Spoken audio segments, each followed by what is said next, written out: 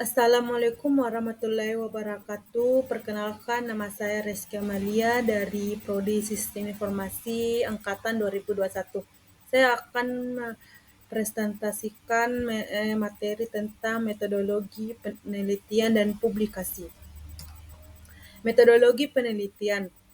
Metodologi ialah kerangka kerja untuk melakukan suatu tindakan atau suatu kerangka berpikir untuk menyusun suatu gagasan yang terarah dan terkait dengan maksud dan tujuan.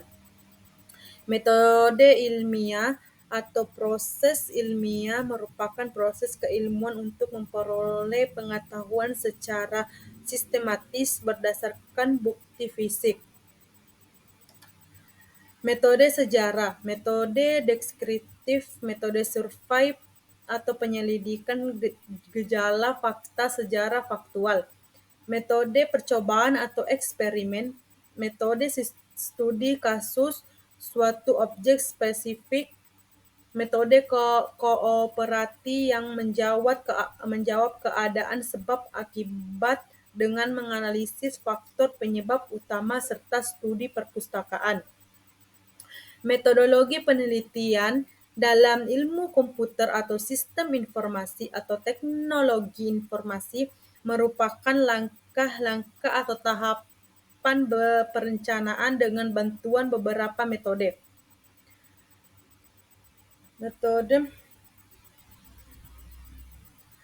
Teknik, alat, tools, dan dokumentasi dengan tujuan untuk membantu penelitian dalam meminimalkan risiko kegagalan dan menekankan pada proses atau sasaran penelitian di bidang CS atau IS atau ITE.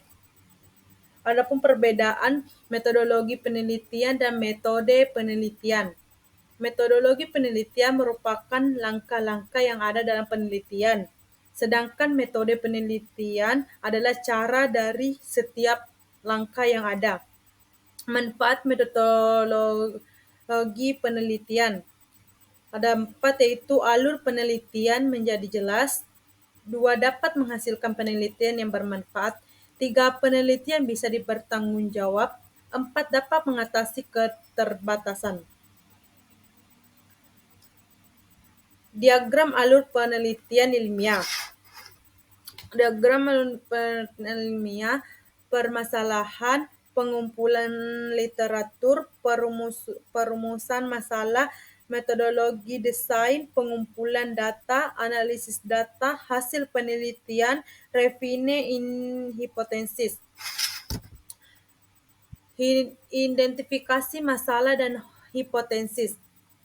Masalah penelitian dipilih berdasarkan beberapa pertimbangan, antara lain dilihat dari sisi waktu, biaya, kemampuan si peneliti, maupun kontribusi yang akan diberikan oleh peneliti tersebut bagi pengembangan ilmu pengetahuan dan teknologi.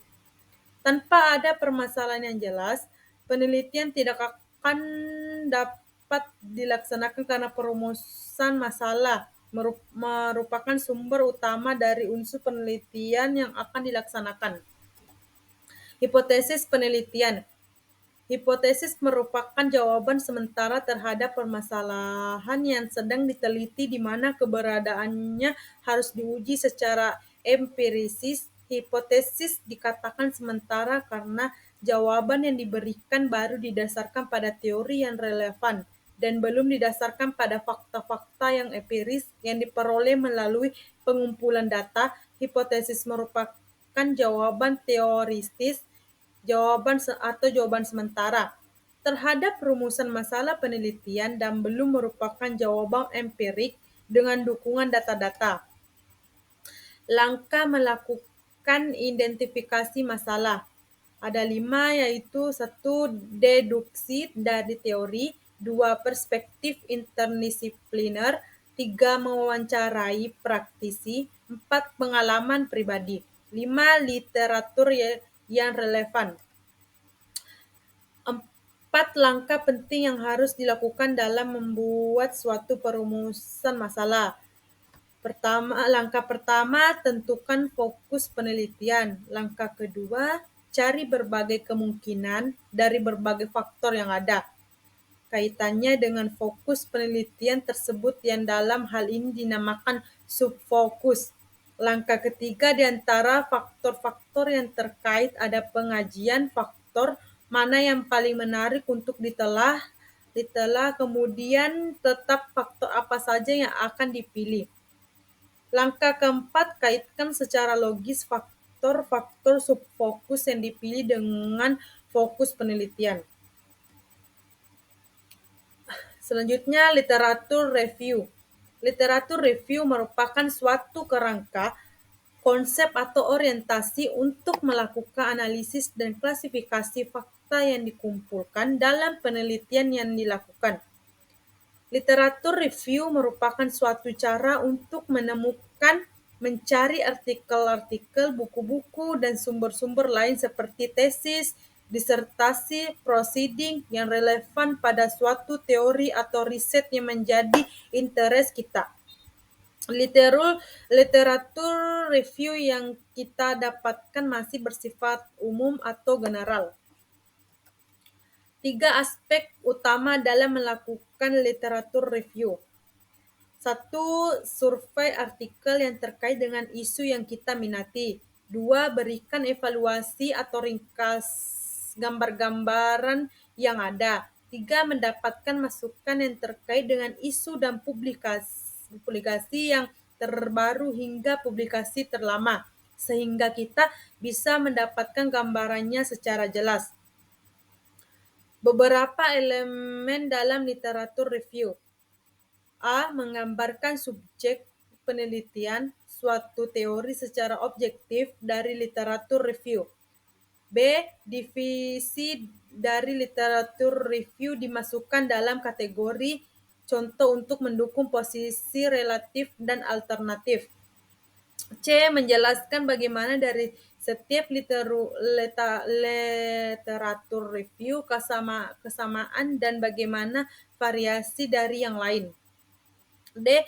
Membuat kesimpulan dari setiap bagian, memberikan masukan dari berbagai argumen untuk memahami dan mengembangkan area penelitian.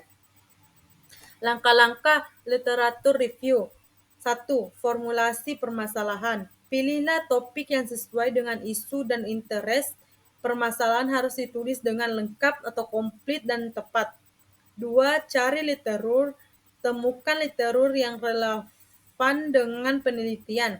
Langkah ini membantu kita untuk mendapatkan gambaran overview dari suatu topik penelitian. 3. Evaluasi data. Lihat apa saja kontribusinya terhadap topik yang dibahas.